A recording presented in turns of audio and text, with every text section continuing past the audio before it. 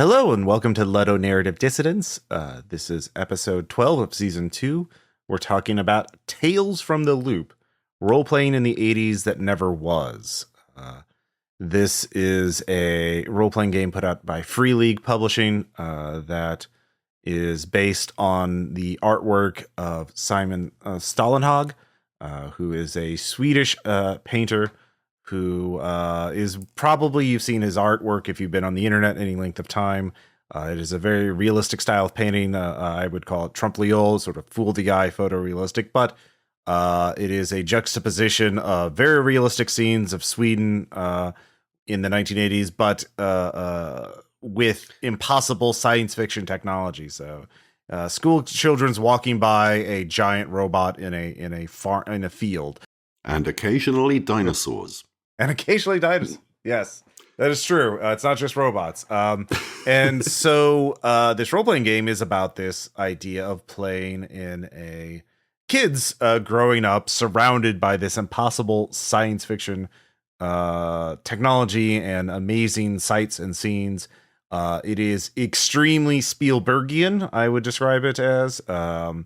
It uses the Year Zero engine, which is a system that the Free League have used for quite a few of their games. Of course, I have played some games of it on Role Playing Public Radio. So I have quite a few thoughts about this. Good. But yeah. Mm-hmm. Excellent. I'll take the night off. Yeah. Because I haven't played it, but I was fascinated by the book as a design object, which I will get into when we dig a little deeper. But yeah, it's a beautiful book, as you would expect from one based on the work of a painter. And de Stålenhag's art it's really cool. I mean, I just remember the first time I saw one of, some kid whipping a snowball at a rusted out mega hauler that crashed in their backyard. And I'm like, I love this juxtaposition. I love the frisson of the extremely mundane and the excitingly unusual. As you might guess from, reading my work, there's a lot of stuff in there where it's like, okay, here's how you jam the chocolate of weirdness into the peanut butter of everyday life. There's an eeriness to a lot of the art as well. The art asks questions. It does not explain what is going on. It shows you this scene, and your first thought is, what? How did this come to be? What is that monolith in the background with all the lights on it? How are people not reacting to this stuff? There's a whole sequence he does of a technology that I don't think is referenced in Tales from the Loop, of people wearing what look like late 80s, early 90s VR helmets, which have clearly possessed them in some way or done them harm. It's hard. It's really hard to know. And there's clearly, one gets the impression that Stålenhag knows what's going on, but because a lot of this world is seen through the eyes of kids just take this stuff for granted because it's what they've grown up with. So he and his narrators do not feel any need to explain. Yep. The role-playing game, of course, because it has to explain this stuff because the GM has to know a lot of this stuff, does explain it. The other thing you didn't mention, Ross, is there was an Amazon TV series. There was a one-season series of Tales from the Loop, which were tales of kind of science fictional weirdness, often without a huge degree of explanation. It never quite caught on. It was interesting. It was, I don't think it quite knew what it was. It wasn't quite, there was a moment where there was some Philip K. Dick stuff coming out as well, and it was kind of slotting in with that, but it never found an audience. But it's interesting because the tone of that I found very different to the tone of the role-playing game. Yeah. Right. The series, I believe, was Amazon trying to chase after the Stranger Things market, and they didn't quite catch that because Tales from the Loop, I think, is like a colder. Like Stranger Things is very fond of the 80s. It loves the that and just having an adventure. And this is, I think, ambiguity and ambiguity is the word. Yes. Yeah. I should also note there is a companion game, a sequel game, and series of artwork called Things from the Flood, which takes place in the 90s. And thematically, it's about the end of this impossible science fiction technology. Everything starts breaking and falling apart. The robots stop working. The magnetrine ships, the floating ships stop working. And there's no real reason. And that's a big mystery in the setting. And I have that game as well. And it's about growing up and being disillusioned as a teenager. Like all the myths and things, all the fantasies you believed as a child, and you lose them as you become an adult. That's what it's about thematically, but it's, and so I think those this is VR so fun. Yeah. and the VR helmets, I think, are from that. I'm not sure though. So there's all of it. It's in this exact same style. So it's hard to, unless you're really a close observer of Stålenhag's art. It's like, that's from Tales from the Loop. That's from Things from the Flood. Yeah. You have forgotten the crucial upgrade that Things from the Flood made from Tales from the Loop. Is Things from the Flood. Almost the back cover. It doesn't quite say now with character death trademark, but it almost does, because in Tales from the Loop, children do not die. Your kid can get scared and they can get hurt and they can even get broken, which I'm like, okay, that's as hardcore as you're gonna get without actual, oh yeah, your kid's just dead now, man. His parents are gonna be really fucked up by this for the rest of their life. This is a fun game. So the fact that your character cannot die, I think, puts it in a very specific space. And we talked before the show, weeks before the show, when we were setting this up. Ross, it was you who described it as a kids on bikes game. And yeah, it definitely has that Stranger Things vibe. When I was, answering our ongoing question, what does this game do? My notes are 80s nostalgia plus weird stuff with a bracing dose of the 80s were a little bit shit, actually, which is, I think, 100% the vibe of Simon Stålenhag's art. Yeah. That is 100% true. So that's what the game does. It is kids on bike, but you're also gradually becoming disillusioned about the world around you. As your kids on bikes, but you're bleak Swedish kids on bikes. Because the game wants to emphasize that things are more complex. In fact, one of the than a simple Spielbergian adventure. Like it's more complex than E.T., right? Like it's one of the character archetypes, the weirdo. You could say, what is the thing that is unique about you? What is special about you? Or what? No, it's what you're most proud of. Is that you're you could be queer. You could be a gay kid growing up in the 80s, which is obviously in the 80s. Yeah. And let me tell you, as someone who lived through the 80s, it's not all hairspray and leg warmers, listeners. It was in many ways a bleak, shitty time with a candy-colored coating layered on top by powerful commercial and political interests. We should also know geographically the game takes place. There's actually two settings for it. One is a series of I'm definitely going to mispronounce this. The Malaroria Islands outside of Stockholm in Sweden. No, you nailed it. Okay. And then Boulder City, Nevada in the U.S. They created a new setting for it. So, us the Americans have something we can relate to, because if it's not in America, we don't understand it. The U.S. setting text is actually written by Matt Forbeck, who has been designing games for a long ass time. Fellow Beloiter. the man who's made it so that I am only the second most famous game designer in Beloit and the third most famous game designer from Beloit. Yeah. Thanks, Matt. Thanks, Greg Stafford. So in the game, you will you form a group of kids. You sort of build out their personalities, their what makes them unique and what makes them special. and then you go on adventures. While it is very heavily emphasized in the game setting and in the rules that the adults can help you, but they're not going to solve the problem of the adventure. They're not going to solve they're going to ignore the sci-fi thing happening. They're going to ignore the dinosaurs in the backyard unless it's absolutely necessary.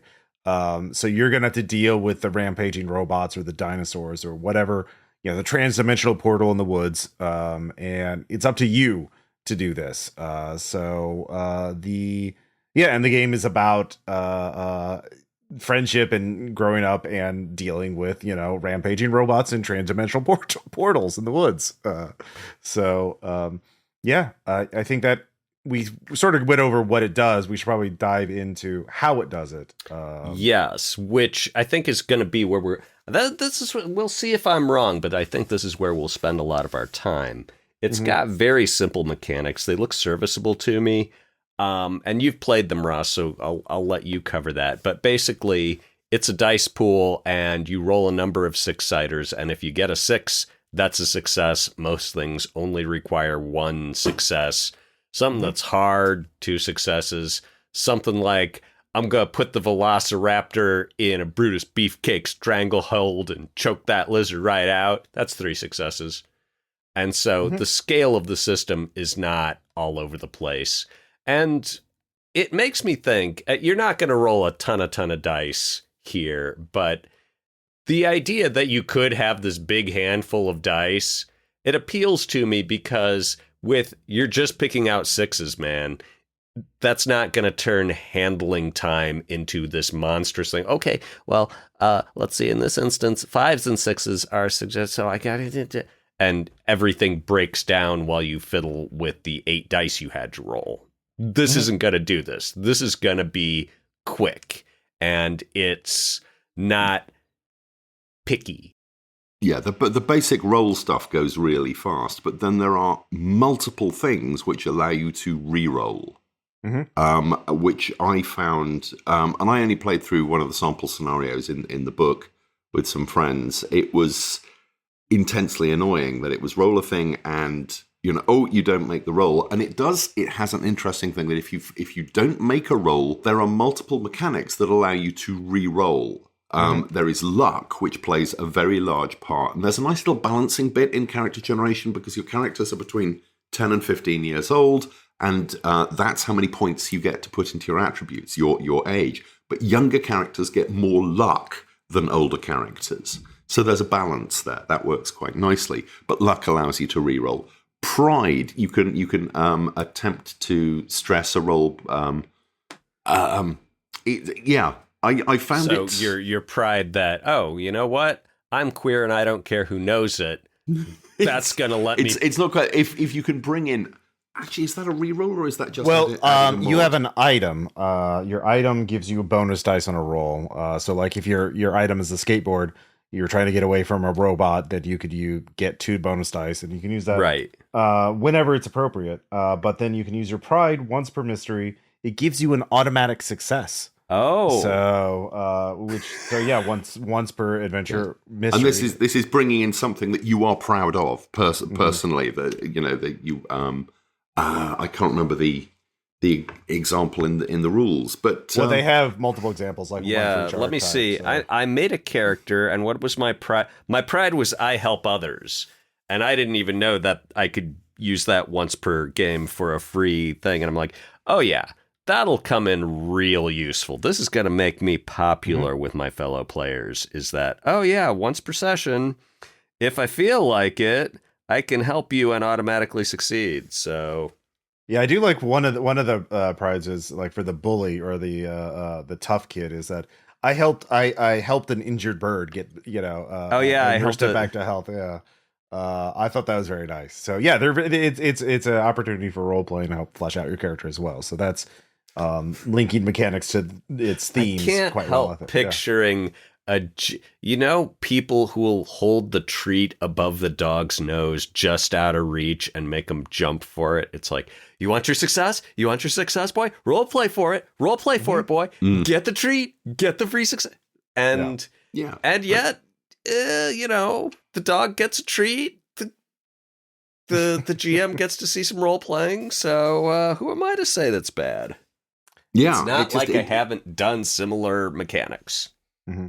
No, it's a sense that essentially from moment to moment the narrative will drop down to a mechanical level and then come back up again. And some people are comfortable with that, and some people are less comfortable.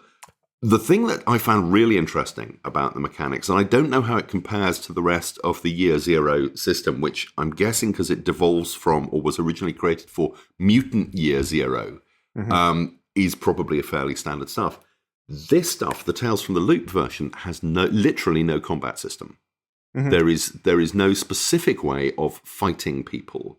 And if you do get in a fight, usually with other kids, you both describe what you want to do, you roll a dice, and that's the end of the combat. Mm-hmm. Combat is not so much downplayed as just written out. It's something that doesn't happen. And this is something I've been thinking about recently because I'm working on my Teen Detectives in a Fantasy World game again. And I had thought, again, kids and young teens going up against adults, they're just going to lose, particularly in a fantasy world.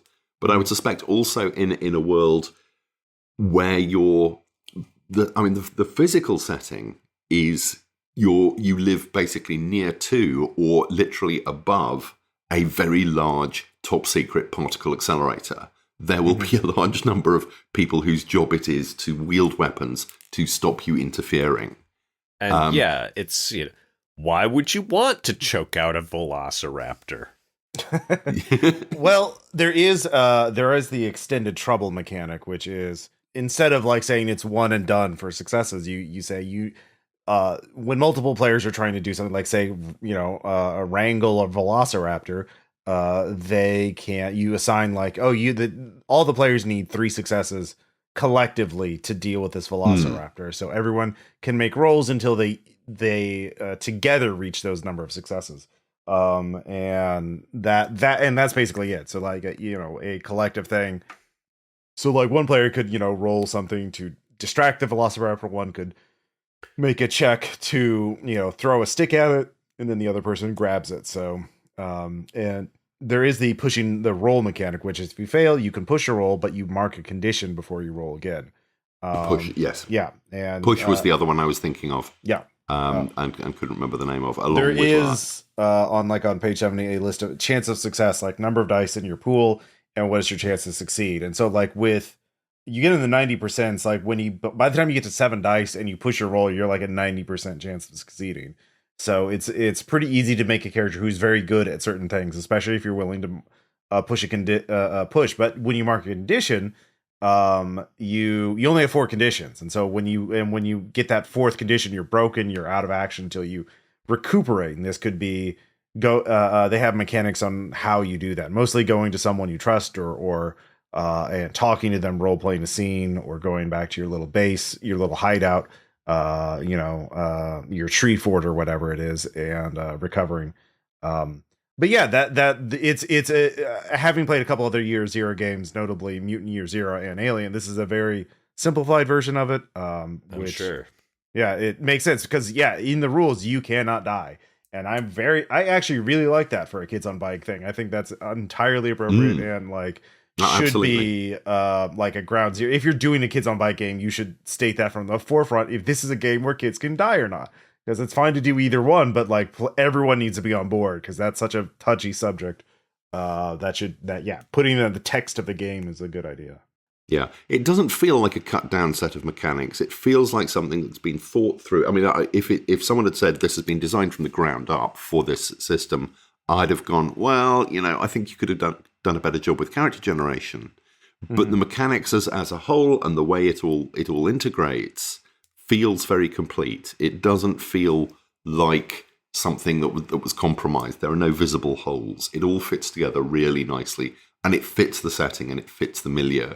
Mm-hmm. I mean, I made a character, and it didn't take as long as it did in Eclipse Phase, and I'm sorry to yuck your yum, but I felt like I identified with my Swedish hick a little more than I identified with my uplifted ape anthropologist. Oh yeah, I'm shocked at that. That does seem quite. No, I agree. I will say though, one of the things I've learned about this system is actually, even though this is I wouldn't say not a rules light, but it is fairly restrained in the amount of mechanics it has. A lot of the book, most of the book is setting material, which we'll get into more. It's actually like you would think with these very rules you could explain in 15 minutes, characters you can make fairly quickly, that it would be and also with the genre, it would be a very easy game to teach people or introduce people to role-playing game. But in my experience, it distributes the load of role-playing pretty evenly among the entire group, which means, a weak link, because a lot of the mechanics are emphasizing role-playing and like your relationships to each other and like how you relate to the adult, your family, your parents or your guardian and your siblings, if you have any, and adults that you trust. And so it can be a challenging game to play if you're not like used to role-playing, especially as a kid, because it's emphasizing you're a kid, you can't do certain things, you wouldn't want to do certain things, because like you're not like, well, let's go out and ignore school because we're gonna go investigate the portal in the woods. No, you have to go to school and hope the adult, and just in your free time go and investigate the portal. You gotta you can't be it's not junior Delta Green agents, right? Like, you're kids. It's the most horrifying concept I've ever heard. Yeah. And again, that's very Spielbergian, the sense that, there are these amazing things happening, but you still have to deal with the real world. Yeah. And adults are as much of an obstacle as the out-of-control robot. Mm-hmm. Yeah, let me jump into that with both feet, because I had a lot to... This spurred a great deal of thought on my part, and the text definitely supports the idea that you want to have this tension between the mundane and the fantastic, and I'm really into that. One of the designs I'm working on now, I've talked about when I talk about scenario design in Dying Breath, which I'm working on. I'm like, okay, there are investigative scenes, there are action scenes, and then there are character scenes, and you never want to have two of the same type of scene back to back. And the reason for this is that it just feels like more of the same. If you have too many action scenes, none of them stand out. If you have too much character scenery happening in succession, it feels soap opera. Like if you have too much investigation back to back, it gets dry. And so you want to constantly be changing it up. And I see a similar dynamic at play here in the fantastic versus the mundane. It was something I put into the first edition of Unknown Armies, and I talked about Scully's little dog from the X-Files. Anybody remember this? For a few episodes, Scully had this dog, this tiny yappy dog she was taking care of. And I'm like, yes, the mundanity of I need someone to take care of this dog while I'm away really threw the fantastic elements into higher, sharper relief for me. If you do not have these mundane moments of why are mom and dad fighting and why don't they want me to hear them fighting, the robot stuff is just, oh yeah, well, it's a game with robots. But if you have that family drama interlaced with it, now each of them reinforces the other, and each of them becomes richer because, you defeat the rampaging robot, but it's like, okay, that's great. Is it really worth it if your family life is falling apart? Or alternately, it could be the fact that, okay, yeah, the only thing that is going to keep me going through my family life falling apart is the fact that I can be effective and make a difference and have control over something in this investigation. Which, now that I think about it, I'm like, well, that's Delta Green right there. Mm-hmm. Delta Green tends to play it more that, okay, yeah, you are absolutely helpless against the mythos, my dude, but you can still make it to little Janie's soccer game if you want to do that instead of, learning first aid so that you might save your buddy the next time he's bleeding out. But soccer matters too, doesn't it? So I'm very down with this. If I can go on an extremely 80s specific tangent, consider the band Van Halen. And in my mind, the interplay between David Lee Roth and Eddie Van Halen. And Eddie Van Halen was this very... Didn't he die? He died, didn't he? I know he was sick. Anyway, Eddie Van Halen, extremely technically proficient guitarist. David Lee Roth, larger than life, long blonde hair singer who could make the sentence, "I dropped my pencil," sound incredibly filthy. And the two of them together made this great, made some great albums. And then they broke up because you can't have the stolid guy and the flaky guy work together indefinitely, or can you? In this case, you couldn't. And I always felt that David Lee Roth kind of flitted off into the atmosphere because he didn't have the rest of Van Halen to hold him down. And the rest of Van Halen became, just a standard heavy rock band that sounded like standard heavy rock and became less fun because they didn't have the wild, colorful elements of David Lee Roth, cartwheeling over the stage to lighten them up. And so to me, the fantastic elements in Tales from the Loop are the David Lee Roth, and the mundane, often quite dreary mundane aspects are the rest of Van Halen, holding that down. And it gives you a key balance between frivolousness and gravitas. If you want to get really, really literary about it, this is Milan Kundera talking about lightness and weight in The Unbearable Lightness of Being. Damn. Reaching deep with that, Greg. I mean, there is sort of like a deepness to this game's philosophy because it's based on like Stålenhag. I think you could see the influence of the art's philosophy in the game. Like, I mean, Stålenhag was involved with the development of this game, and you can kind of see like the juxtaposition. I think is key to this: the impossible with the mundane. Miracles next to just banality, and miracles next to I got an Atari. Yeah, exactly. One way or the other.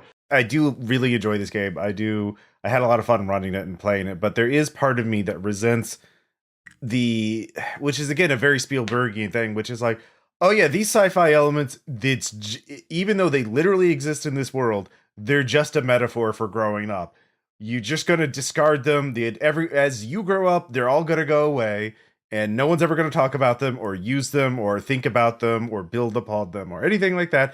It's like they never existed. Everyone acknowledges they existed, but no one's going to care. It's just like... That does seem a little manipulative. Is that the word I'm looking for? I mean, it's very much like the mainstream, like, I think Kids on Bike message is that whatever you find, it was only for you and it helped you grow up, but it doesn't matter to the real world. Like, it's not going to change anything. Nothing's ever going to happen. We made first contact with aliens, but so what? It helped the kid get over being sad. And I mean, that's when you phrase it like that, I'm like, yeah, that's kind of crap. Yeah, exactly. Yeah. So did you feel that was in the text, or did you feel that was emergent from play? It's in the text for sure. It's not, now to be fair, it's not very strong in this game. It's very much a minor note. In the sequel game, Thanks for the Flood, it's all about that. It literally every single piece of sci-fi thing in Tales from the Loop starts decaying, rotting away, going away, disappearing mysteriously in Things from the Flood. The robots start breaking down, the machines start breaking down. Everyone stops using this technology in exchange for conventional technology. the technology we all are all familiar with, the internet, et cetera, et cetera. And that's the very obvious text of that game. And so that's why I didn't run. I run like one session that I was like, yeah, I'm done. I don't care about the this. Magnetrine freighters were extremely cool. Nobody disputes that, but they couldn't bring porn straight to your house. Now, could they? I mean, well, they literally come with multiple Deus Ex Machinas in Things from the Flood, saying like, oh yeah, the poles reversed, the magnetic poles reversed, and so they stopped working. Yeah, except in South America. Or the global South with the Magnetrine. No, they're gone. They none of them work anymore. It's. But then it's not like Tales from the Loop doesn't have many Deus Ex Machina itself and its background. It's like suddenly 1943 somebody essentially invents anti-gravity, and then sometime in the 60s somebody invents robots that work. And these do not have particular kick-on effects to the rest of technology. And I bang on about this. I'm sorry, I banged on about it with Coyote and Crow, but if you and I banged in Lancer as well. If you introduce one world-changing technology, it changes the world. Bang on, James. Do it. Give it to us.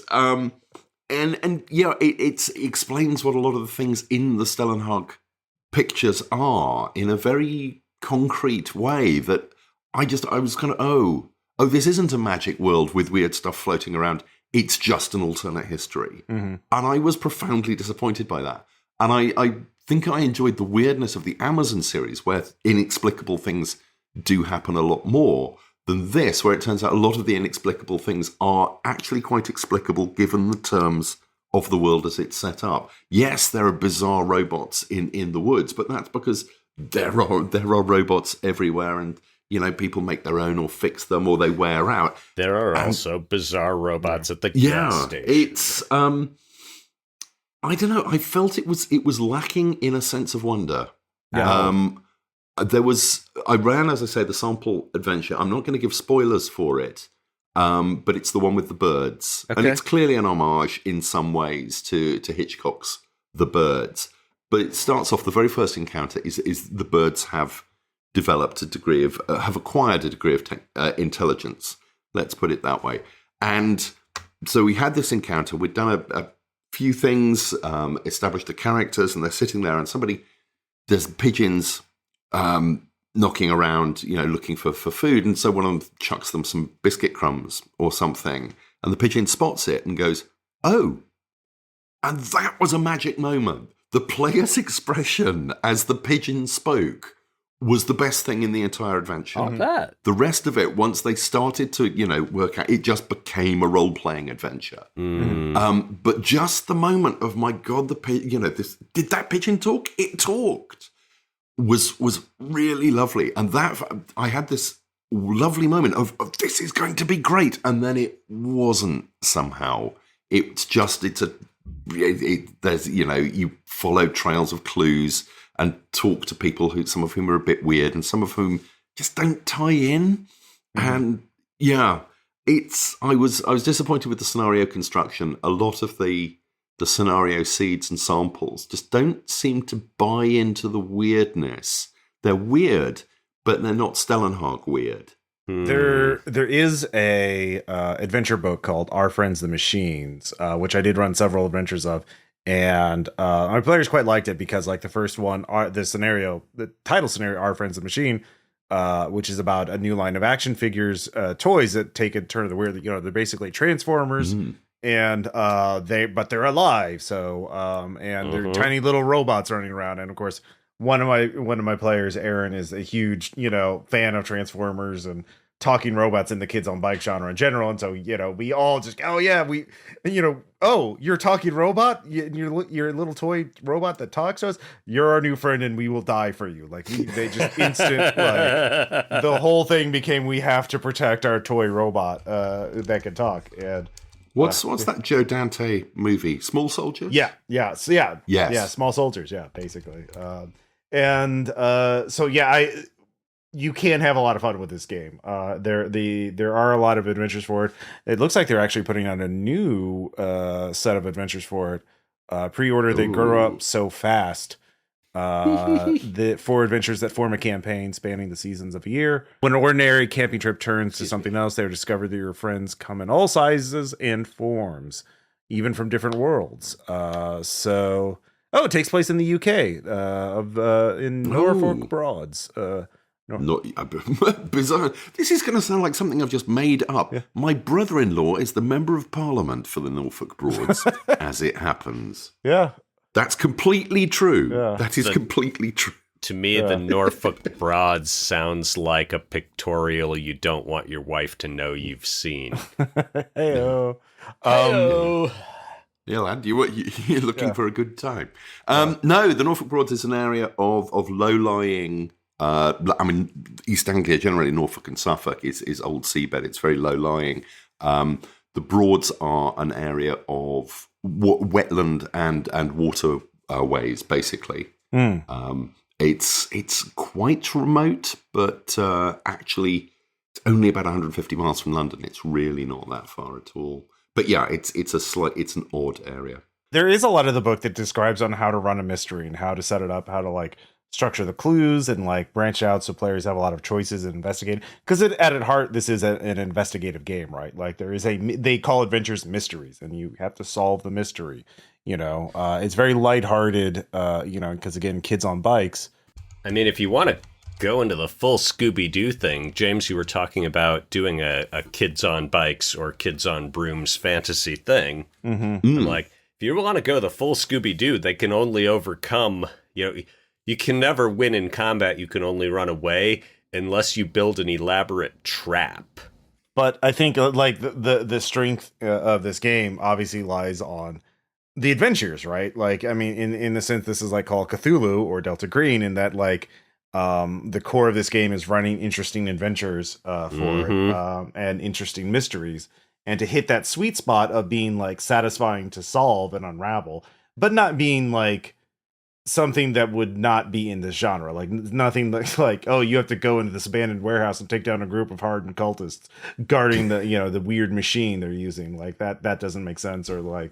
And that's what I think, again, this seems like an introductory RPG, but it does demand everybody be on this sort of very particular wavelength of what is appropriate for kids on bike and what is not. And if these published adventures don't work for you, the game isn't going to work. But I do remember Our Friends and Machines being a pretty solid adventure anthology. Let me talk about Tales from the Loop, not so much as the mental construction of its rules and text, and more as a positioned product / objet d'art, if you will, because this started for me, my analysis of it in this fashion kind of arose from noticing how thick the pages were. I'm like, oh, these are some luxe pages. This is thick pages. And then I'm like, well, and and the book's gorgeous, and it showcases de Stålenhag's art really well. And it is, James, good layout, lots of white space, big fonts. Oh, it's gorgeous. Yeah, it's a gorgeous book. And looking at it as a product, I'm like, this feels like it should be a huge, complicated, deep setting with all this stuff. And then you look at it, it's not even 200 pages. And if you compare it to Planet Mercenary, and I've got the two of them right here, Planet Mercenary is actually probably about a centimeter thinner. But Planet Mercenary is... How many pages is this bad boy? I think it's around 350. You are exactly right. It's 350, and it's tiny text. And there's not a lot of white space. And so... And its columns aren't balanced, as I recall. And it's cut. Also, I'm gonna say this, and I'm gonna put it in my late night jazz DJ voice because you've heard it so often in my voice. But listeners out there in Radio Land, this uses the future conditional tense. You'll find that it's not really bad in Tales from the Loop, but it pops up enough to really make me feel bummed out. So it happened. I think that's actually an interesting comparison, Greg. And I think, like, looking at the I'm going on. I've got, there's more layers. All right. Sorry. Reading this coincided with an RPGNet thread on what are the parts you skip over in rule books. And I read that and I'm like, a lot of what people are citing as things they skip over are the stuff I've done my career doing. You know, the actual things that I get paid to do are the stuff that are like, no, that's filler. I don't read the short fiction. I don't read the settings. I don't read all the mechanical examples. And as I'm reading this, I'm like, if you gave me this thread as a design brief, the only thing I could turn in is a blank page. Yeah. Because, everyone skips different stuff. And RPGNet, God bless it, I love it, but it is not a place for casuals. If you... No. It is a self-selected group of people who care more than average about their role-playing games. Yes, so, many of whom have been arguing about it for around 20 years. It's true. So if you are in the demographic for this... yeah, some of them more. I'm saying on average 20 years, I think. I will say if you are in the demographic for this podcast, check out RPGNet, because you'll probably find something there that perks your interest. But in the light of that thread, I'm like, okay, so instead of building a world based on words and concepts and people and places and technologies, the way most role-playing game settings are built, the way I build them, this was built on a series of image. And I'm like, is this all just vibes and tone? And I'm like, okay. And this seems like a book that a lot of people would get and feel that it was a good value for their money. And I'm like, but it tells you much less than, page per page, than Eclipse Phase or Lancer or many of the books we've read. What was the other one I was thinking of? A Planet Mercenary I just mentioned. And I'm not sure that that's bad, because if you buy this, you are probably buying it because the art sucks you in and you're like, yes, I want that vibe. And if you're one of those players who's like, I skip over the fiction, well, how much setting do you really need when you have the vibes? And so I'm sure that for a certain segment of the market, like they're like, yeah, this is the game. I know exactly the feel of it just from looking at the cover and the pictures and, glossing over what character generation's like. I got it. Okay, I got it. And I'm like, I hate it. I hate that it's this way. This is clearly not for me. I need a giant pile of details and a rich backstory and, give me huge piles of stuff. But my better self is like, well, Greg, you're not the only kind of gamer there is. And there are people who do not need, nor do they desire, big piles of stuff. So it has given me an insight into how the other half lives. I don't know. I don't even know what I'm trying to say with this, other than this is a different approach to presenting a setting. And whereas most settings will describe every brick in the wall because they know the bricks are there, Tales from the Loop is more impressionistic. And it's like, oh yeah, with 3 lines and 2 swoops of paint, I can show you, I can do something that looks where, you're like, yeah, that's brick wall. And you don't care about every brick, so why should I describe every brick? Is this just me being weird, or am I onto something? No, not at all. I mean, I think it's got the big piles of stuff, but the big piles of stuff is the Stålenhag artwork. And as I said, it's artwork that raises questions rather than answering them. And while I have a lot of respect for what this system does, and it's perfectly serviceable, and it does what it says on the tin, I would have gone, if I'd been brought in on this, or if I decided to run it as a homebrew for friends, I'd have done it in a very different direction, and I would have, held up pictures of the robots and gone, what's this one called? What does it do? Where do you see it? Why? How do you feel about it? Is it scary? Is it friendly? Do different kids have different reactions to it? Because there's no sense in the book. They're just kind of presented as technology. A lot of them that you just kind of accept they're there. There's no sense of myth to them. When I was a kid, was quite a young kid, I was obsessed with combine harvesters. And, I mean, fantastic, involved, complicated machines, and the wheat goes in at one end, and the straw comes out at the other, and the grain comes out in another, and there's dust, and there's 2 or 3 people around, and then the straw is picked up into a baler, and it's turned into bales, and it's just, if you're 6 or 7, it's fantastic. If those had been autonomous, I would have been obsessed and terrified by them.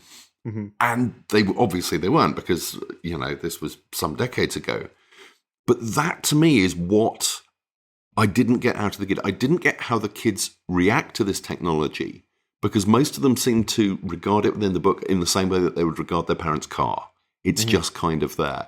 The loop, it's never really explained what the loops do, and there are 2 loops. There's the North American loop and there's the Swedish loop, and they are twinned in some way, and that's never really made clear.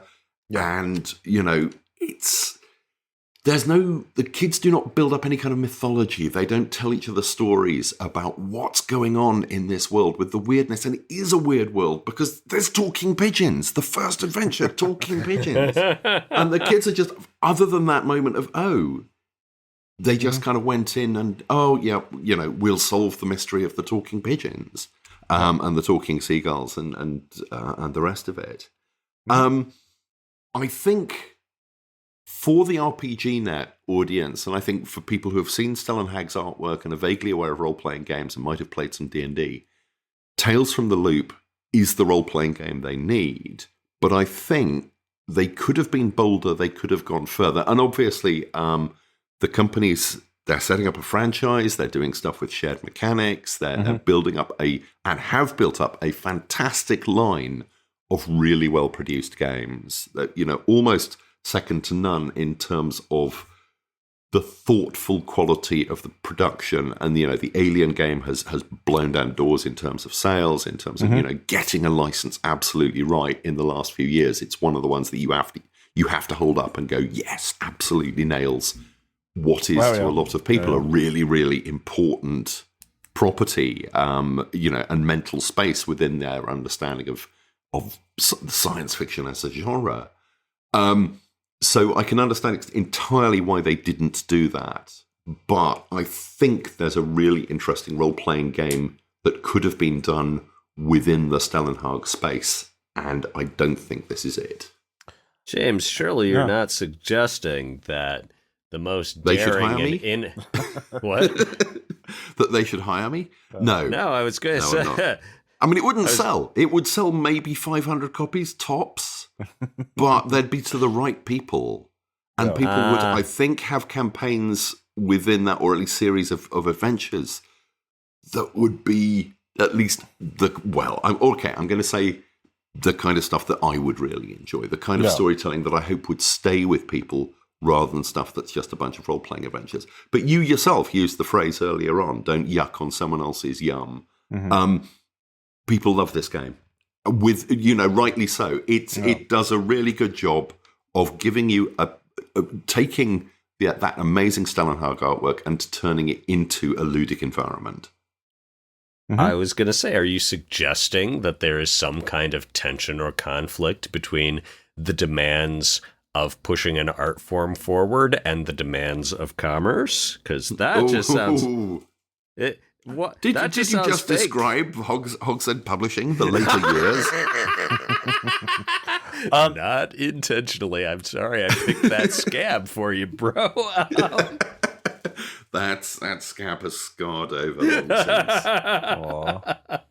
Yeah, no, it is a different approach to how do you describe a particular setting in a role playing book versus like earlier games, right? Like it is I think it's like the painting's impressionistic. Like it is enough of the setting for you to sort of get the vibe and then go from there, because I think that's what they've decided to do. Like I'm looking at their store page, and Tales from the Loop is entirely, all of the supplements are adventure anthologies. They are only doing adventures for it. So in a sense, it's a lot like Call of Cthulhu, right? Like it's very adventure focused in different areas. Like they're going to England, like the UK, different themes about it. So looking at the vibes. Yeah.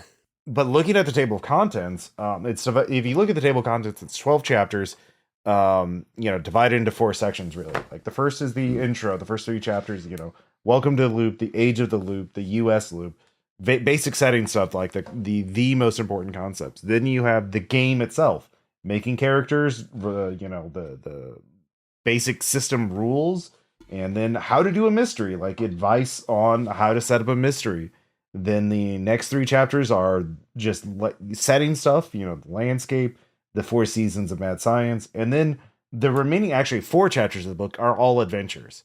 Adventures. So instead of doing like, here's a bestiary of robots, right? Here's a bestiary of dinos and talking birds and whatnot. They're just saying like, you get the idea that this stuff is all possible.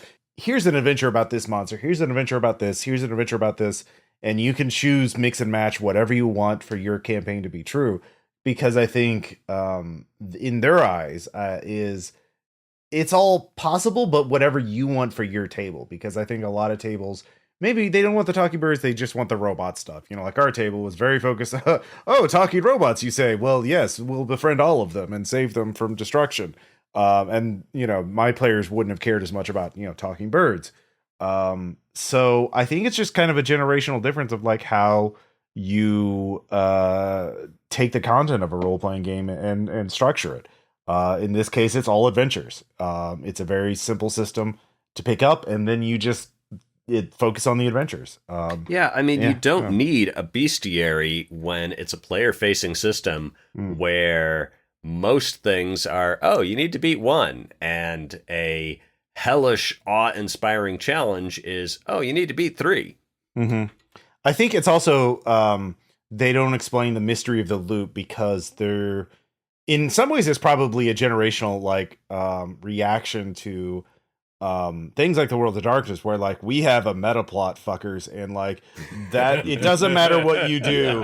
Cain and the antediluvians are behind everything, and nothing you do matters. And so get in the car, kid. We got a meta plot. Yeah, we got a meta plot, and you're going to be watching this meta plot and not doing it. So like this is the opposite reaction. There's kind of a setting, but whatever you want to be canon is canon, and that's it. Like whatever the mystery does it matter if the mystery of the loop has a canon explanation, or is it whatever you want it to be in your game? Is it going to be relevant for your kids? Mm-hmm. So I think it's a different style, and it's a generational thing, at least in terms of games. I see it a lot in games now. Yeah, I was just expecting it to take more of a place, given that it's in the title. Yeah. But yeah, I'm absolutely with you on meta plots and big stories, big secrets that you don't tell the players. I published Slay Industries for a while in the 90s, which I don't know if you know the secret behind Slay Industries. I read it on RPG.net. Yeah, but yeah, it's if you're listening to this podcast, you're the kind of person who would know it. Essentially, Slay Industries and all the other games that the same company was going to release all take place in the minds of people in an insane asylum. Oh, I never knew that one. Yeah, it's that secret. Is it multiple people or is it just one person? I believe Slay is in one person's head, but there are multiple people within this essentially asylum, okay. And each of them, and they've been treated with a drug, and and that got out at some point, and people were like, "The fuck," and it did not go well.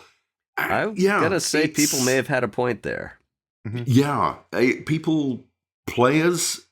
GMs and players will come up with a big secret. If you want a big secret, let GMs and players come up with their own, because they may not come up with a better one, but they will come up with one that is better suited to them and to the sort of campaign they want. And they may, in some cases, come up with a better one.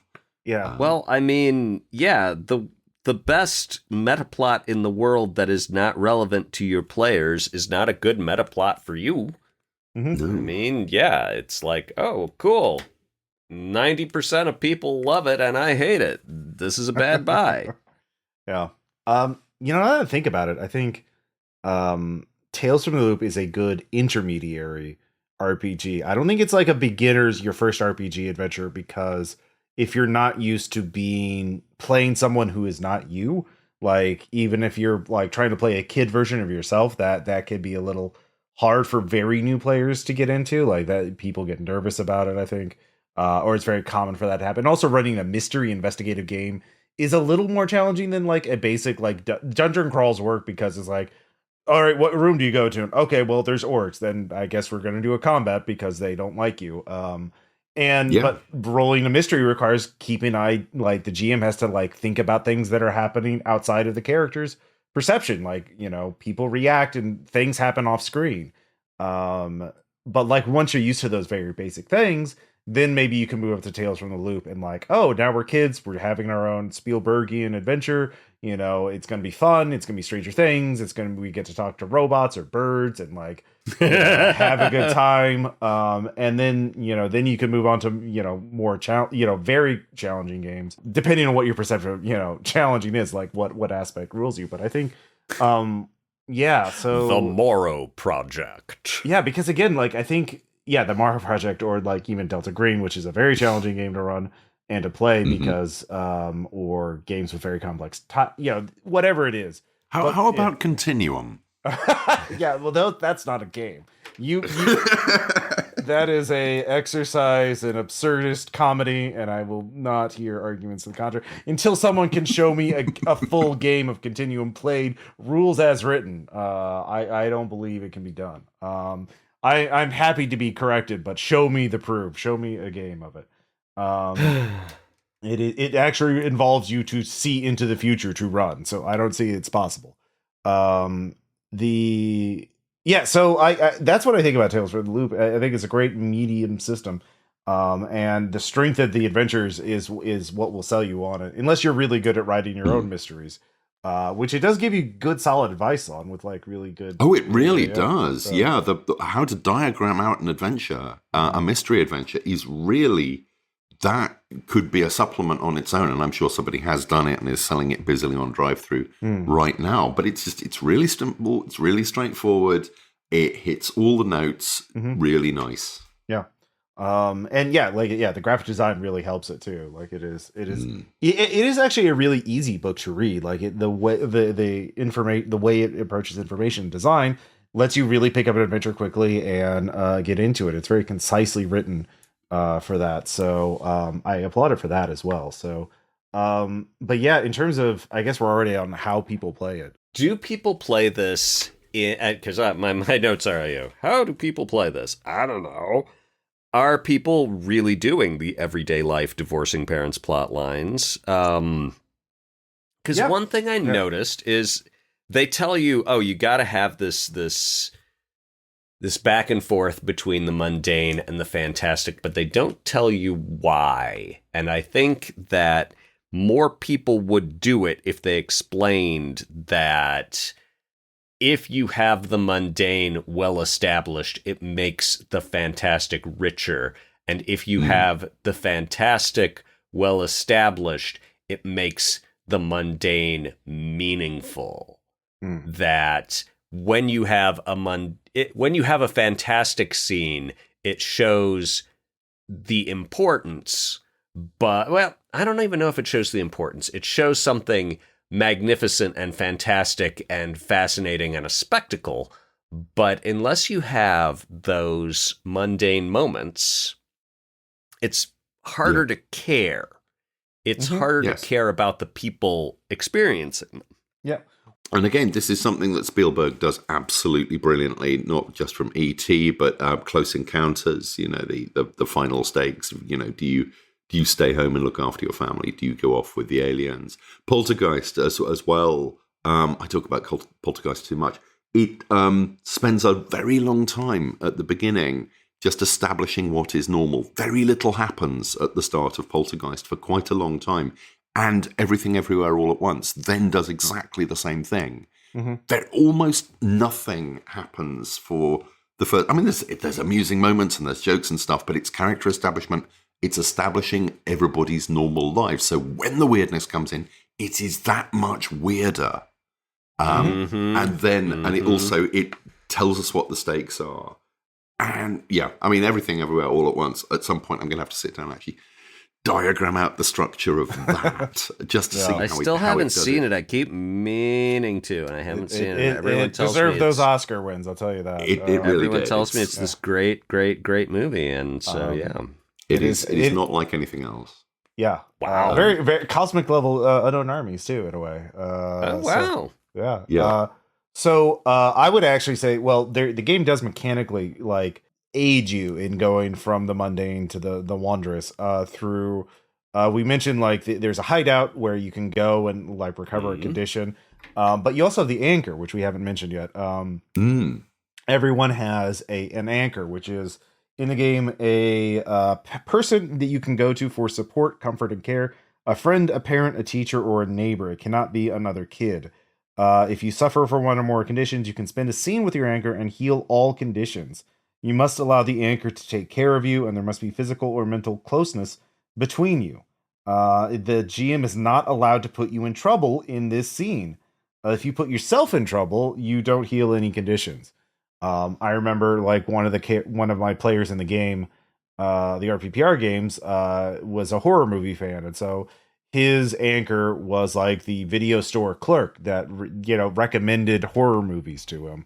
So like, and so there were role-playing scenes where they were talking about horror movies, and like the clerk was providing advice and that kind of thing, and it made for really nice moments. And there are other scenes, the game does sort of like, oh yeah, before you do this, have a scene of your mundane life, and the role-playing stuff or the relationships between you and the people in your life can help inform scenes, and it just kind of happens like, well, we need to take the robot somewhere. Oh, well, my dad's garage workshop. Oh shoot, now we need to distract the dad so he doesn't come in and see the robot.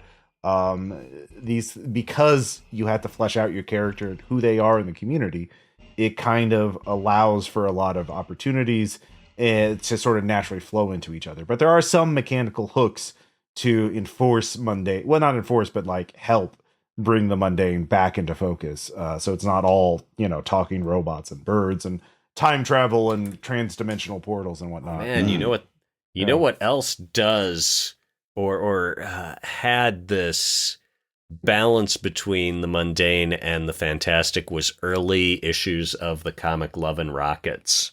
And oh yes.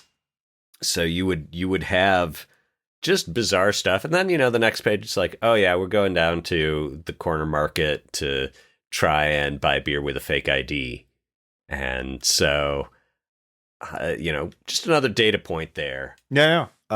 So yeah, I think once you're a little used to role playing, like, or even if you're very experienced, this would be not just intermediate, but experienced are gamers as well. I think you just need a little bit of familiarity with the concept of role playing in order to like make the most out of this. Is really my only critique of that, and that's it because this game does so much in so little. It doesn't provide maybe as much hand holding as like absolutely new players need, which is maybe a bit deceiving because like the game seems like a perfect thing for an introductory thing, but like Kids on Bike is actually kind of a tricky genre to run. In my experience, because you have to balance the lightness and the mundane with the fantastic and the serious and dark stuff. The absolute easiest game to teach people that we've talked about is probably Morkborg. Yeah, you know what you're getting into, and everyone's into heavy metal stuff. Yeah, so just freak your shit, man. There's no weighty emotional content to process and digest. You're just gonna wild out. Well, honestly, one of the games that I've had pretty introducing new players to RPGs and actually red markets, because everyone gets, you have to pay your bills. and you have to do unpleasant things to pay your bills. So like that kind of works. But yeah, that's another that should be a topic for a future episode, like how to introduce people to RPGs. Oh, what is the best first game? That's a weighty subject. But this is like, if you have a little bit, if you're listening to this podcast, I'm sure you already have the experience. So this is read through some of the descriptions. Like there's 4 adventures in the core book.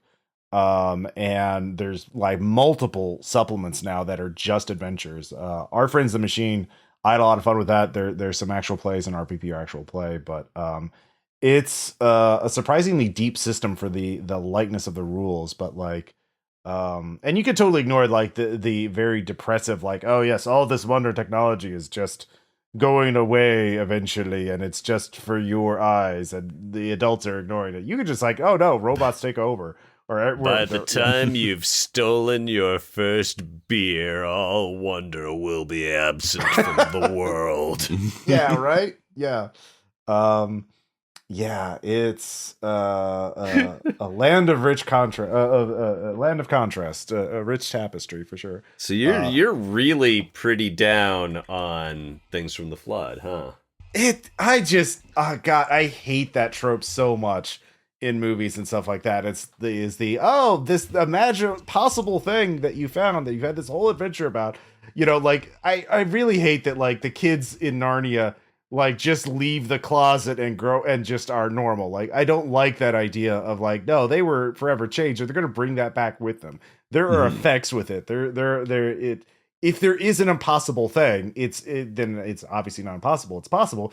And also like, if you read about the history of science, people, there's simultaneous discoveries. There's multiple cases like, oh, it's not just this one person in this one area discovered this one thing, and if not for them, we would never know about this scientific principle. No, there's like cases like, oh, there were like 3 other teams around the world that were like a few months behind. Steam engine time.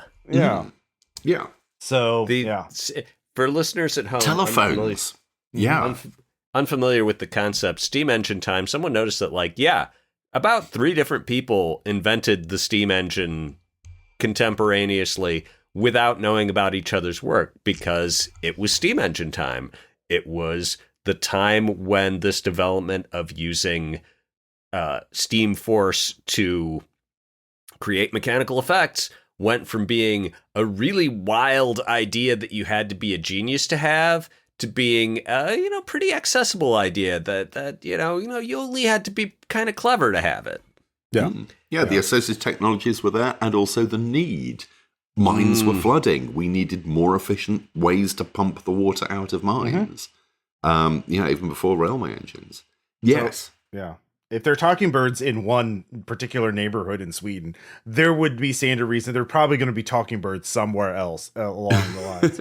So like, or someone else is going to figure out how to make birds talk, or figure that out. So yeah, it just seems contrived. If you already have one impossible MacGuffin in your setting, why is it just limited? Again, pet peeve. And you can totally ignore it for your game, like as a way of running kids on bikes. We totally found Ross's future conditional tense / unbalanced column button. Yeah, we finally found it. This science fiction or fantasy thing is not a metaphor for your own personal struggle. If it exists in the world, it would have ramifications for the world. All right, it's not. It's just I see it so much in science fiction. And join us, Ross. It's Bliss. Yes, the third hobby horse of the game design apocalypse has been found. But yeah, I think we've covered. Are there any? Again, it's a really fun game. Listen to our actual plays on RPPR. And the adventures, at least our Friends of the Machine, are quite fun. So if you want a kids on bike thing and you don't want to use monsters and other childish things, obviously I love that game since I've written for it. If you want to go in more robots versus you have a demon for a friend, this is a great way of looking at it. And they're beautiful books, fun to read. They're not, and they're quick reads too. Like I said, it's like less than 200 pages. I highly recommend it. It's less than 200 pages, yet it feels like 309. It's a good feel for the book. Yeah, it's really a high quality book. It will take up an attractive space on your bookshelf, probably next to Blades in the Dark. I think it's the same size. No, Blades in the Dark is like 6 by 9, and this is like full 8.5 by 11. Is it? Yeah, I'm sure. I would swear I'd seen a smaller copy. Yeah, I could. Oh, are you reading it on in PDF? Yes, I typically read things in PDF these days. Yeah. See, I prefer the physical, tangible object, and that's why I noticed sort of the way it had been made. Mm-hmm. So no, I've seen physical copies, which is why I'm surprised to hear that it is full size. But no, most of my shelves are double stacked already with books lying on top of other books as well. I was just looking at the shelves in my living room. There is a noticeable bow. They are weighed Sounds down. to me like someone needs new shelves. I think you're probably right. Or needs to move house to somewhere more storage. Do a good old book purging. Shut your mouth. Heretic. You can give them to your friends. That's how you do it. You can borrow that. Go ahead. Don't worry about it. Yeah. They won't appreciate them the way I do. Oh, okay. Thank you so much for listening. And before we go, I would like to thank Sky DeBover, who I believe is a RPPR patron and longtime listener. Thank you so much for backing this season of Ludonarrative Dissidents. I hope you enjoyed this episode. And I will add my thanks to Arc Dream Publishing as a backer, who have brought so many good things into my life. Most recently, the yellow sign. So in our next episode is going to be another game mechanics focus episode where we're going to be talking about diceless systems. And I believe one of us has had a little experience in that area. Just a bit. Is that right, James? More than a little, yeah. So I look forward to that. Been there, done that multiple times. No, it's a pet subject of mine. I will probably talk more in that one than I did in this one. I apologize. Technological Which reasons. is acceptable. You don't. I think it must be hard for a British person to grasp how attracted Americans are to an accent. So I should ration it out, is what you're saying. There you go. No, man, we need to get those listeners. Just blare it out. Yep. Okay. Well, thank you all for listening, and we'll talk to you next time. Bye.